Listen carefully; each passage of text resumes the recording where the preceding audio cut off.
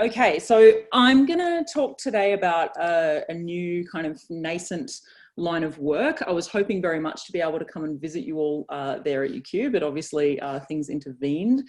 But nevertheless, I still get to present some work and engage with you guys virtually, so that's something. The work I want to talk about today is a body of research that I've been doing, really trying to pivot some of the social cure work to look at physical health and objective indicators of physical health. Because I see that as a bit of a gap in what we have been doing in the social cure space over the last few years. You all know what the social cure is, I'm sure, the social identity approach to health, and you're probably also aware of the fact that it has grown enormously in the last decade, with UQ really leading the charge in that space. This is a graph that Alex prepared for the social cure book that came out a couple of years ago. And what this graph doesn't capture, I think, is the huge impact of this work. I think it really has been outstanding in kind of reaching a large number of people, and particularly for me, I think reaching people outside of social psychology. It's easy to convince social psychologists that social identity is important to things, but perhaps less easy to convince your GPs, your clinical psychologists, your psychiatrists. And I think the fact that we're reaching those audiences is really important and exciting. But when you actually look a little bit closer, you realise that almost all of this social cure work is focused on subjective measures, and it's focused on mental health, and it's focused on well-being. Now, these are important things to demonstrate the relevance of social identity processes for, but I think that we limit ourselves if we only look at those processes. So to give you an example, this is a table from a special issue of the European Journal of Social Psychology that we pulled together a few years ago, led by Yolanda. And this table summarises the 9 papers that were in that special issue. And what you'll see if you look at the dependent variables in this table is that they are almost all subjective wellbeing type measures. These are the kinds of measures that we tend to be using as our dependent variables in social cure research. So this is something that kind of started to give me a little bit of discomfort at the time when we were working on this special issue. And I thought, have we overlooked them? Is it the case that only one of the papers that we've selected is looking at physical health type measures, but actually there were lots of others getting submitted and we should represent them better? But actually, if we looked at the sort of broader group of 60 or so abstracts that we received for the special issue, there was only one more that actually had an objective measure of physical health. So really, it's a very small minority of the social cure work that is focusing on physical health at all. Interestingly, though, if we look at the data from the meta-analysis that Nick and Crystal led last year that was published in Health Psychology Review, that meta-analysis actually showed that it was the physical health measures that social identity interventions seem to be having one of the largest positive benefits for. So that was a Hedges G of 0.76 for physical health indicators compared to, say, 0.49 for the stress indicators. So that might suggest that even though this is a small number of studies, that we might still be seeing robust effects of social cure processes for physical health type outcomes. But when we interrogate that a little bit more closely, we see that actually there were only 6 studies in that meta-analysis that had physical health measures, and of those 4 were self-report of physical health. So the remaining 2 were frequency of GP visits, which, yeah, certainly is an objective indicator of physical health, but it's still a bit distal from actual health outcomes. And I think the problem with this is that if we want to have impact on health professional fields, if we want to speak to general practice, if we want to speak to physiotherapists, if we want to speak to medicos, they're used to objective health indicators like blood pressure, not subjective indicators of quality of life. And so I think that we have more capacity for influence and for reach of our work if we can demonstrate that these processes are also impacting those kind of objective health indicators. Another issue is that we don't have a lot of idea yet around what the mechanisms might be of social cure processes for physical health. Some of them are likely to be the same as what we see for other social cure DVs. So normative influence, for instance, whereby the groups which we're a member of might endorse and engage in healthier behaviours. And so we might follow what they're doing because of social influence processes. That's likely to be the case for both physical and mental health. Similarly, if group memberships act as psychological resources, you can see how that might benefit both mental and physical health. But there are also some mechanisms that might be unique to physical health. So if there are physiological impacts, for instance, of our group memberships, those might have specific impacts for particular kinds of physical health outcomes and not others. But we don't really know because, to be honest, there's not a lot of evidence out there yet for social cure processes for physical health. And I think that it impacts on our reach and impact, as I say. So the work I want to talk about today is a kind of first step towards addressing this potential gap. So I want to talk about 5 studies today that focus on objective indicators of physical health as outcomes and health behaviours, to sort of see if our social cure ideas really extend into the space and how robust those ideas are. I know that says we've got almost 18,000 participants, and that sounds pretty exciting, but actually it's not as exciting as it sounds because we're using a lot of established existing data sets, so, which is great, and it's nice when we can use those data sets. But really, I would say describe this research as in the early stages, particularly because it's being driven by, and important to acknowledge the role of my postdoc Mark Stevens in this work. He came to ANU just over a year ago, and his background is in sports science, so he's been really, really critical to informing and leading this line of research. So important that he gets at least the half of the credit as I present these studies. So obviously, given time, I'll just give you a quick run around these studies, but happy to answer any questions as they go along as well. So the first study, we wanted to look at whether engaging in health behaviours might be more sustainable if you were doing so in the context of a group membership as opposed to off your own bat. So if we're engaging in sport and exercise, for instance, is that going to be more sustainable if you're doing it, say, as part of a soccer club rather than just going for a run on your own? And we identified in an existing data set 2015 participants, all aged over 50, who were members of sport and exercise groups at baseline. We also identified a comparison group of matched controls, which is a methodology that we developed initially in a study of retirement led by Nick. So we identified 1,881 matched controls, and they were matched on everything else other than sport and exercise group membership. So they were similar age, gender, relationship status, socioeconomic status. They were also, and this is really important, they were equally physically active at baseline as our sport and exercise group members. They also had the same rate of health conditions, same level of physical fitness based on the measures that we had available. So we're hoping that at baseline we have 2 groups that are pretty much comparable on everything we can find except sport and exercise group membership. And then because of this existing data set having been run for many years, we were able to track these participants across the next 14 years and see what happened. So this graph here shows the level of moderate physical activity that each group engaged in over the following 8 waves of data. So each wave is 2 years later.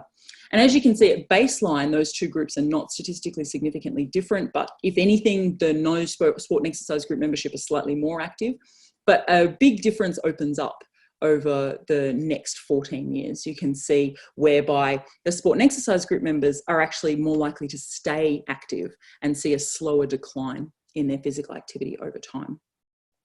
That relationship is even more apparent, I think, for the vigorous physical activity, where you see an even sharper drop in the activity over time for those people who are not engaging in sport and exercise in the context of a group membership, such that by wave 8, we're seeing really quite low levels of people on average engaging less than once a month in any kind of vigorous physical activity.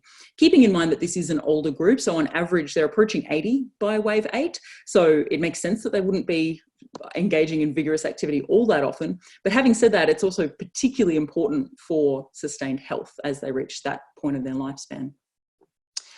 Importantly, engaging in physical activity also has big consequences in terms of some of the most important objective health indicators we can get our hands on, which is your risk of premature death. So this graph here shows that the rate of premature death, and we only have that data reliably up to wave 6, not wave 8, was higher among the people who were not engaging in physical activity in the context of a sport or exercise group membership at baseline. And this was not being driven, we hope, by any pre-existing factors, given that we controlled for those. And indeed, when we look at a mediation analysis, it does seem to be the case that this is being driven primarily by that decline in moderate physical activity that happens much faster and to a larger degree in those people who weren't sport and exercise group members at baseline. So that's study one, and I think gives us some initial ideas about what might be going on in the context of group processes in this space. But in study two, we wanted to hone in a little bit more on this to understand whether this relationship is causal. So look at an experimental study, 59 ANU students. And we asked them, we brought them in twice, approximately a week apart, and got them to do a shuttle run. Now, if you've never had the lack of pleasure of doing a shuttle run, then firstly, you're very lucky and didn't go to school in Australia, probably. So a shuttle run is where you force someone to run backwards and forwards between two cones. And there's a series of beeps getting increasingly fast that forces someone, if they're going to stay in the shuttle run and continue the trial, to run faster and faster. So it's a standardized test of fitness and endurance, and it's also excruciatingly uncomfortable. So if you haven't done it, just imagine like the worst thing. It's really awful. And so we managed to find 59 volunteers to do this activity because I guess they weren't as horrified by it as I was. And then between the two sessions, so when they first came in at the beginning of session two, we manipulated group norms for performance. So we gave them some false feedback on the performance of other ANU students. And the way in which we did that was quite comparative. So we, based on where their performance was in the first wave, we then sort of drew a bell curve of where ANU students were, such that they were either sitting quite above where the norm was or sitting quite below where the norm was for ANU students. And then they ran the study, the task again.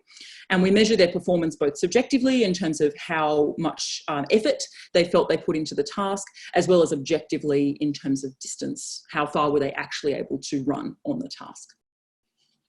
So what we see is that both for perceived effort, which is here on the left, as well as for distance run, that objective measure, we see a pattern whereby overall people did tend to perform slightly higher the second time around, which makes sense. This is a test of fitness and endurance, and if you know how to pace yourself, you do a little bit better.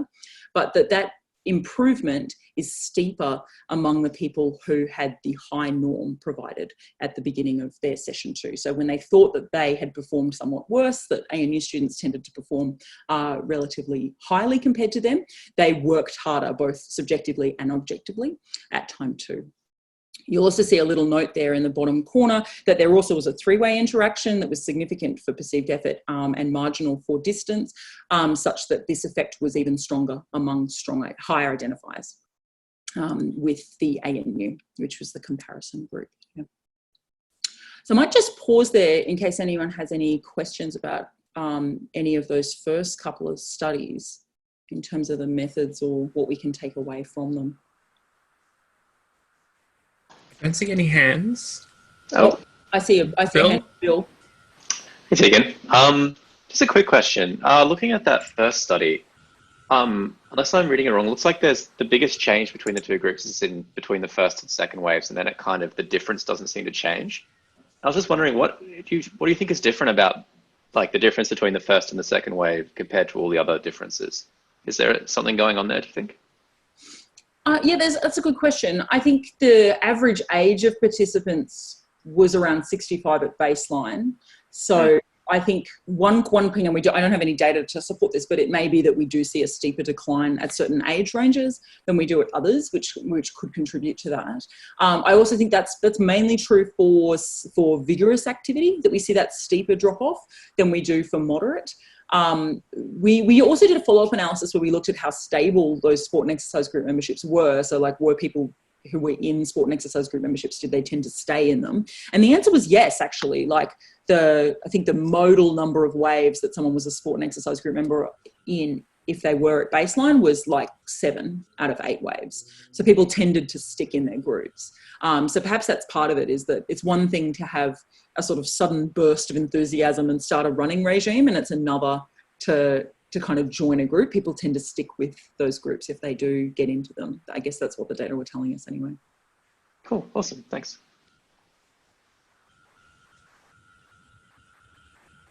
Anybody else at this point?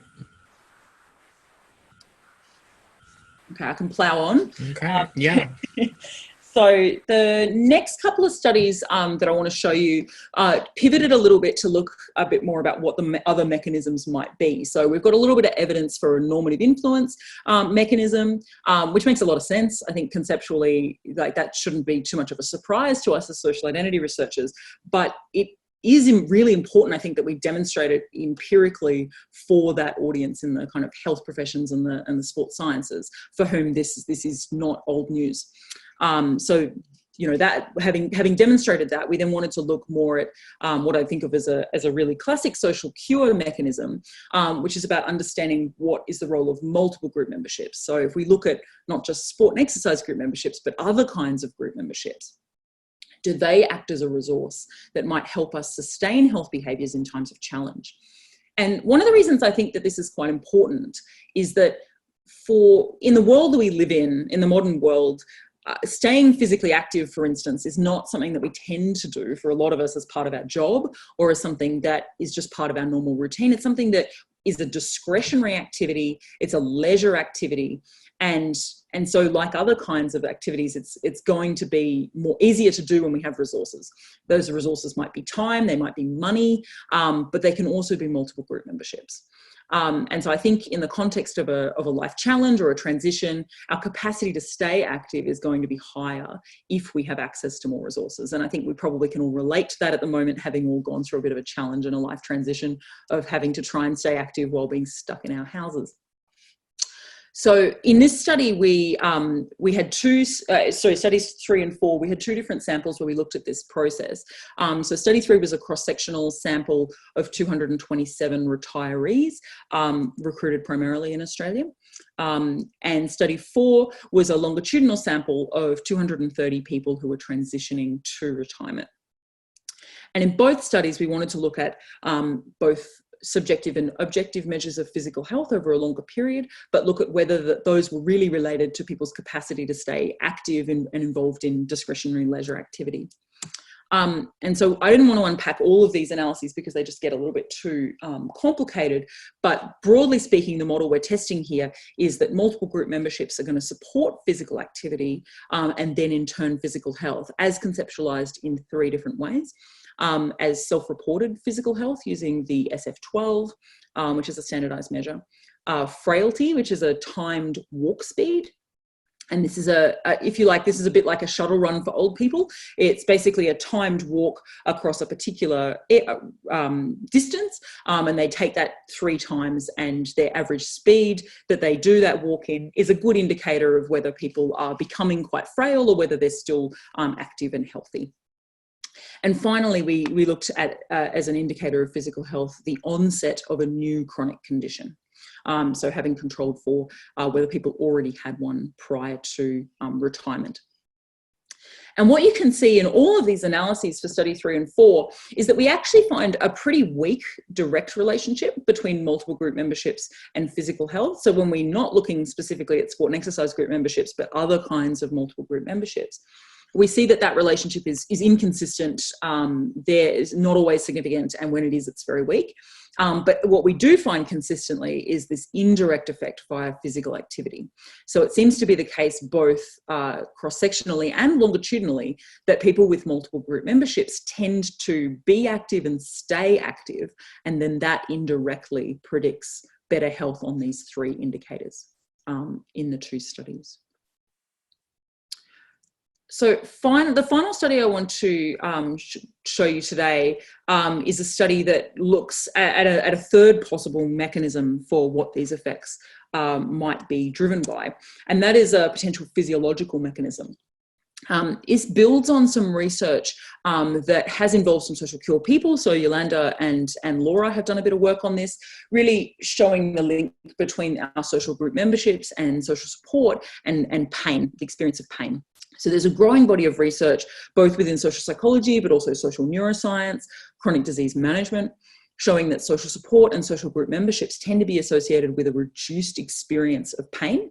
And pain is inherently subjective. There's no such thing as objective pain, but people tend to experience and report less pain when their group memberships are salient. And like, this might seem obvious, but pain is a barrier to doing things. People are not going to be able to stay physically active and engaged in health behaviours when they're in significant pain. So we thought that that was also a potential mechanism through which we might see links between group memberships and physical activity and other health behaviours. So this study draws upon the Housing, Income and Labour Dynamics in Australia survey, the HILDA. And so we were able to identify over a 3-year period a nationally representative sample of 12,500 Australian participants, as well as a subsample that we replicated these effects in of people who had a chronic pain condition at baseline. So almost 1,000 people in the sample reported a chronic pain condition at baseline. And we thought it would be particularly relevant for those people for whom they're likely to experience significant barriers in the form of pain to being active, that if we were able to overcome that, they might have really significant impacts for their health. So this study, as you can see in terms of the analyses, found that at wave 15, people's social support tended to predict negatively how much pain they reported a year later at wave 16, which in turn tended to be associated negatively with how much physical activity they were doing at wave 17. And you can see these analyses hold when we control for all of these relationships at baseline. So then we're modelling more like a change relationship. I should flag as well that this is one of the downsides of using a pre-existing data set, is that we do see that we're not able to necessarily have the strongest measures of some of the constructs that we might like to use. So in the HILDA, while it does have some great measures of pain and physical activity, it doesn't have good measures of social group membership or social identity processes. So the closest we have that we're able to use is a measure of social support. So this is a 10-item measure. It's also been conceptualized as loneliness. It's not terrible, but it's not a social cure kind of measure necessarily. Nevertheless, what we can see here is in the bold for the full sample and in the not bold for the chronic pain sample, we are seeing the relationships, as we predicted, are being driven in part by a phenomenon whereby people who have good social support tend to have reduced physical pain. In fact, you can also see there that this relationship is more than twice as strong in that chronic pain sample. So for people whom this is particularly important, we are seeing even stronger effects, which I think is quite exciting. Okay, so I'll pull this together now and wrap up so we have plenty of time to discuss and for any questions. I think that one of the key points, I think, is that previously social cure processes had actually been largely unexplored for objective indicators of physical health. And I think that's an oversight that we should all be kind of attending to and making sure that we've got the capacity to speak to audiences for whom subjective wellbeing type measures are really not all that persuasive. And across these 5 studies, we've demonstrated some evidence that social cure effects are large and robust for diverse physical health indicators. And I think that's exciting and promising, but there's more to do yet. We've also demonstrated some evidence for at least 3 possible mechanisms, one via normative influence, via groups of psychological resources, and finally some physiological evidence. So in this case, for symptom perception of pain.